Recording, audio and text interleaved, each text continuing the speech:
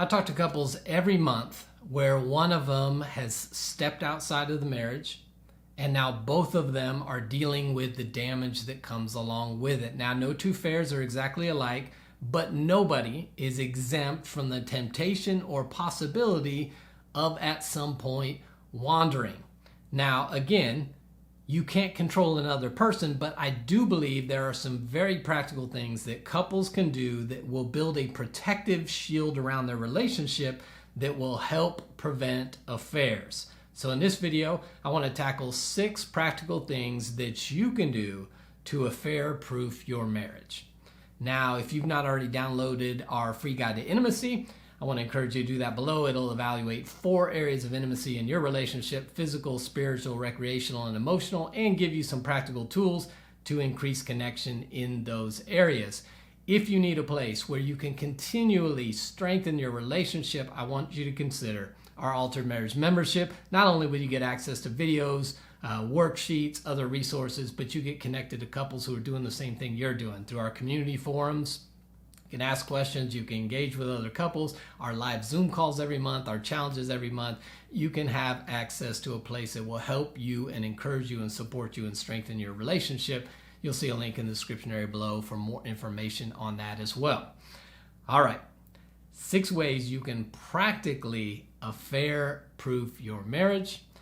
Number 1 is invest. You have to invest time and energy if you expect to have a strong relationship.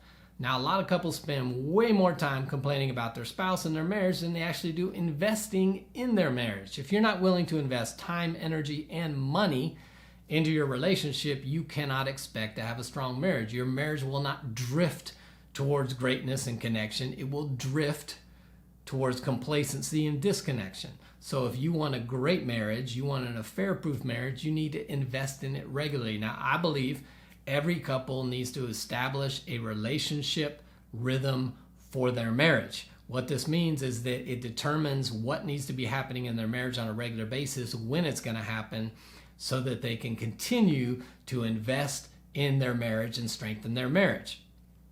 Now, if you've not downloaded our free guide to intimacy, here's another incentive for you. Not only will you get that delivered to you, but a couple days later you'll get an email that contains the workbook Uncovering Your Relationship Rhythm that will help you develop and strengthen and create a relationship rhythm that ensures you will continually invest in your marriage.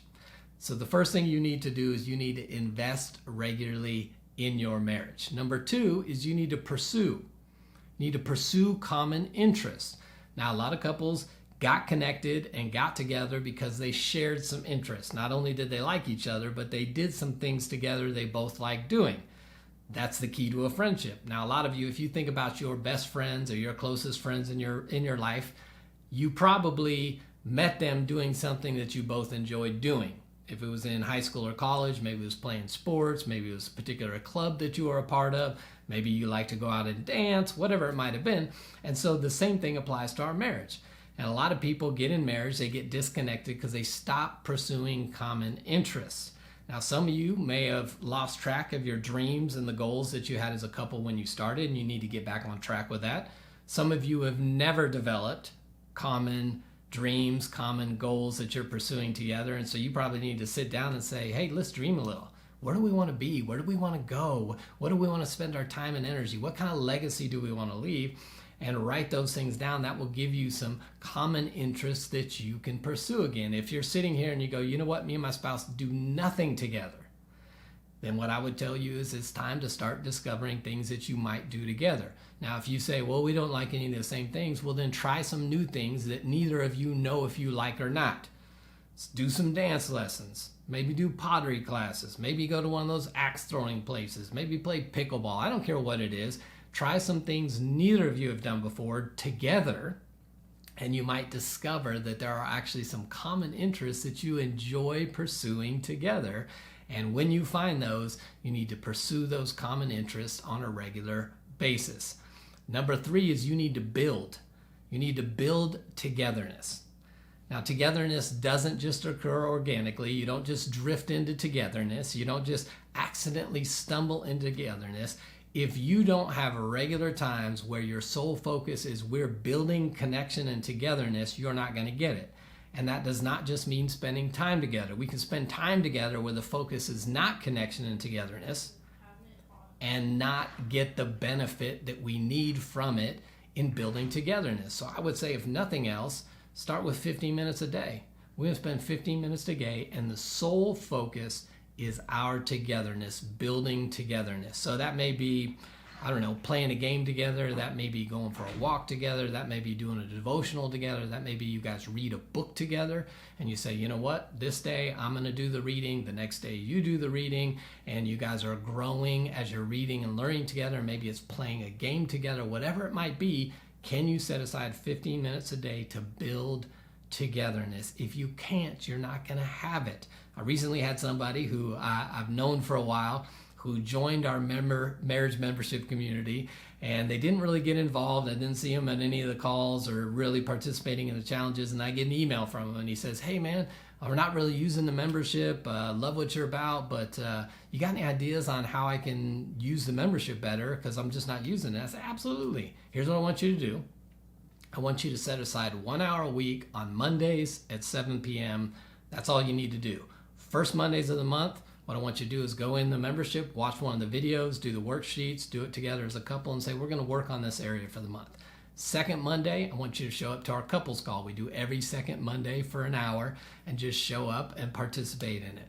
Third Monday, I just want you guys to have a date night. Either go out, watch a movie together, whatever you want to do, just spend that hour dating each other. And then fourth Monday, you can either date, you can watch one of the videos, or you can show up to the husband's call on fourth Mondays, and the wife can show up to the wife's call on fourth Thursdays, and you can just each dedicate an hour to your relationship. Simple. Monday nights for 1 hour, that's all you need to do a week. He didn't do any of it. Emailed me about a week later and said, hey, we're going to cancel the membership. Listen, if you can't invest 1 hour, 1 day a week, guess what? I can't help you. And frankly, I don't want to help you if you don't have 1 hour to invest. So you need to build togetherness. Number 4 is you need to accept. You need to accept your differences. You and your spouse are different. That's probably what attracted to each other. That's probably also what annoys you about each other. Listen, when it comes to our differences, we only have 2 options. We can judge them as weaknesses, get frustrated by them, or we can accept and value them as strengths and look for ways to celebrate our differences. You need to accept the fact that you're different. Too many couples spend a lot of time and energy, which is wasted, trying to get their spouse to change in the areas of their greatest difference. And if you haven't figured it out yet already, or you haven't heard me talk very often, or you haven't watched any of my videos, then you may not have heard me say that when you get married, you sign up for a specific set of unresolvable issues, period. Whoever you marry, you get a set of irreconcilable differences. You'll never resolve them. And too many couples spending energy trying to resolve them when they're never going to be resolved. You may need to accept them. Now, I'm not talking about toxic or damaging patterns or behaviors. I'm talking about the fact that we're different. We process different speeds. We like different things. We're wired different. We have different temperaments. You're not going to resolve those. You're not going to find a meet in the middle compromise in every one of them. You need to learn to accept those differences. When you do, you can look at them in a whole new light. You can value them. You can celebrate them. But if you first don't understand and accept your differences, they're going to continue to cause problems in a relationship. And that becomes one of those things you start comparing your spouse to outside people, but you're only comparing the areas you don't like to some of the areas that the outside person has that you do like. And that's what gets you looking outside the marriage. So you need to learn to accept those differences. Number 5, you need to play. Play together. Listen, we take life too seriously. We need to enjoy and play and have fun together. That's what the dating process was about. Remember, you didn't have finances to manage. You didn't have kids to parent together. You didn't have all the stresses you have in marriage. So you just got to play. And that's what you enjoyed. So we've got to figure out how to play together again, how to laugh again, how to have fun. Because guess what?